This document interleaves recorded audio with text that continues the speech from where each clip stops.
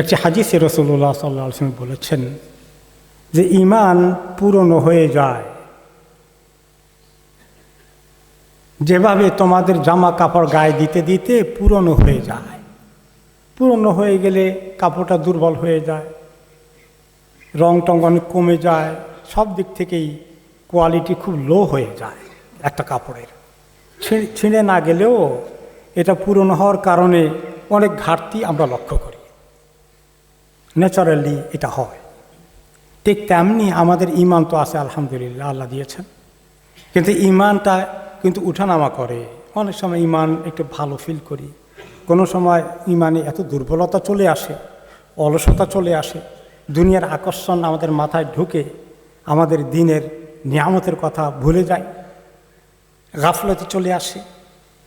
এগুলো সম্পর্কে রাসূলুল্লাহ সাল্লাল্লাহু আলাইহি ওয়াসাল্লাম আমাদেরকে তাকিদ করতে গিয়ে বলেছেন যে তোমরা এভাবেই চেষ্টা করবে, যখন ঈমানটা দুর্বল হয়ে যায়, নিচে পড়ে যায়, মনের ভিতরে আমলের এরকম কোনো তাগিদ আসে না, অলসতা চলে আসে, দুনিয়ার আকর্ষণ খুব বেশি করে মাথায় ঢুকে পড়ে, হ্যাঁ, তোমরা আল্লাহর দিকে আবার আসো, ঈমানকে নবায়ন করো।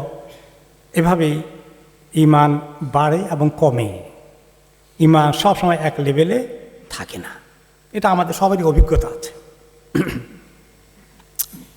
এই জন্য এই বিষয়ে গুরুত্ব দিতে গিয়ে তিনি হাদিস বলেছেন, এবং সাহাবী আবু দারদা রাদিয়াল্লাহু আনহু বলেছেন যে একজন ব্যক্তির তার যে খুব ভালো জ্ঞান আছে, বুদ্ধি আছে, এটার পরিচয় হলো যে সে ঈমানটাকে সবসময় চেক করে কোন লেভেলে আছে। তখন দেখে দুর্বল হয়ে গেছে, সতর্ক হয়ে যায়, আল্লাহর কাছে আবার এগিয়ে আসে, তৌফিক চায় যেন আল্লাহ ঈমানকে আবার মজবুত করে দেন। এবং কেন ঈমান মজবুত থাকে না, দুর্বল হয়ে যায়?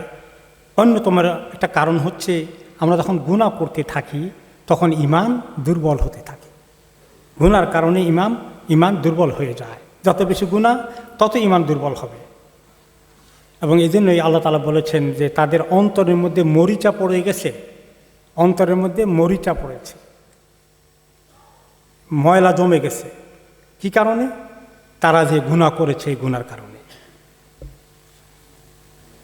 এবং এইটার ব্যাখ্যা আর কি হাদিসে এসেছে, একটা মানুষ যখন গুনাহ করে তখন অন্তরে দিলের মধ্যে সে কালো ছাপ পড়ে, কালো একটা ডট পড়ে, কালো ফোঁটার মতো হয়ে যায়।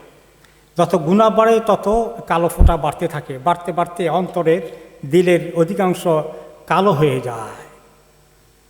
আর যখন মানুষ তওবা করে, নেক আমল করে, আল্লাহ তাআলার কাছে এগিয়ে আসে, তখন আস্তে আস্তে আবার এগুলো সাফ হতে থাকে, অন্তরটা তখন নুরানি হয়ে যায়, নূরে ভর্তি হয়ে যায়।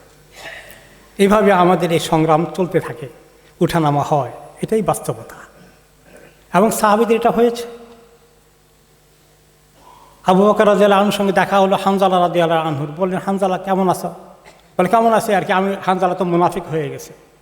কি ব্যাপার, তুমি মুনাফিক হয়ে গেছো, এটা কি বলো? বলে, মুনাফিক হয়ে গেছি না, কারণ যখন রাসূলুল্লাহ সাল্লাল্লাহু আলাইহি ওয়াসাল্লামের মজলিসে থাকি, ওনার থেকে কথাগুলো শুনি, এত বেশি আমাদের মধ্যে ক্রিয়া করে, মনে হয় যেন জান্নাতকে দিব্যি দেখতে পাচ্ছি, জাহান্নাম দেখতে পাচ্ছি। আমলের এত জজবা পয়দা হয়ে যায়, এত সুন্দর একটা ঈমানের লেভেলে আমরা পৌঁছি। ওখান থেকে যখন আবার ঘরে আসি, বিবি বাচ্চাদেরকে দেখি, টাকা পয়সা, নিজের ব্যবসা বাণিজ্য, দুনিয়াদারির দিকে ঢুকে পড়ি, আস্তে করি আরেক রকম হয়ে যায়।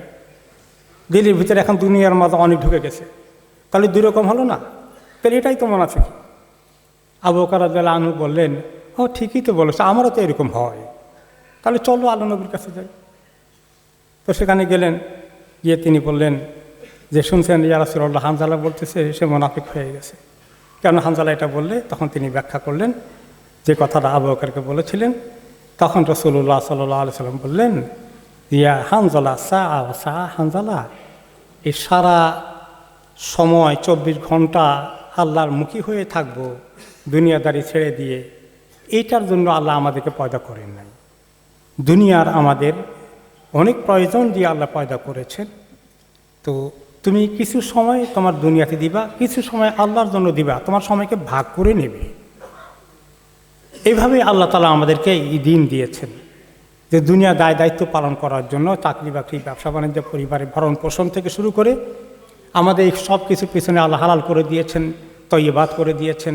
এগুলোকে আমরা অর্জন করতে হবে, কিন্তু এগুলো যেন এমন টানা না টানে যে আমরা আল্লাহ তাআলা থেকে দূরে চলে যাই। আমাদের আল্লাহর ইবাদত, জিকির, দোয়া, কোরআন, এইভাবে যে ইবাদতমুখী হওয়া, ওটা যেন আবার ভুলে না যায়। কিছু সময় দুনিয়ার জন্য, কিছু সময় আল্লাহর জন্য, এভাবে সুন্দর করে ভাগ করে নিতে হবে। এটাই হলো ইসলাম। এখন আসি আমরা যে কীভাবে আমাদের এই দুর্বলতাকে আমরা কাটাতে পারি, তো কিভাবে গাফলতি থেকে বেরিয়ে আসতে পারি, কিভাবে দুনিয়া বেশি না টানে, সেই জন্য আল্লাহ তাআলা বলেছেন যে কোরআন বেশি করে পড়লে তাদের দিনের ভিতরে আল্লাহ তাআলা ঈমান বাড়িয়ে দিবেন। জিকির, দোয়া, আজকারগুলো যেগুলো দিয়েছেন, এগুলো আমাদেরকে আল্লাহ তাআলার কাছে নিয়ে যাবে।